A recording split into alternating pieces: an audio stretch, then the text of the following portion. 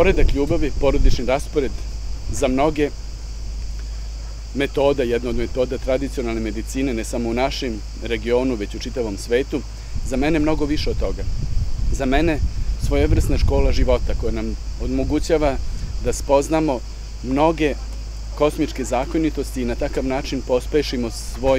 svoj kvalitet postojanja, svoj kvalitet života u ovom trenutku, ovde i sada. Na ovim prostorima sam, počevši u Beogradu, zatim Podgorici, Zagrebu, Banja Luci, Skoplju,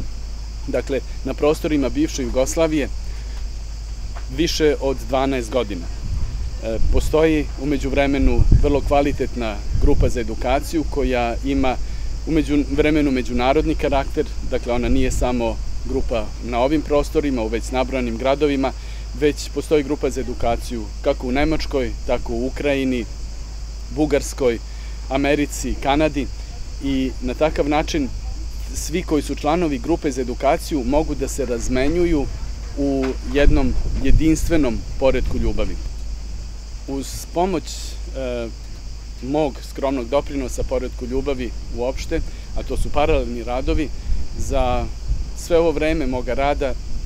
je prošlo oko 25.000 klijenata sa svojim temama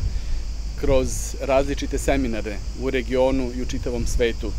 na mojim seminarima. Dakle, to je jedno ogromno iskustvo koje isto tako pomaže meni kao učitelju poretka ljubavi da još kvalitetnije ne samo prenosim znanje, ovo staro znanje svima onima koji dolaze na edukaciju, već i da na jedan kvalitetniji način svi klijenti koji dolaze na poredak ljubavi mogu da se osjećaju dobro i sigurno.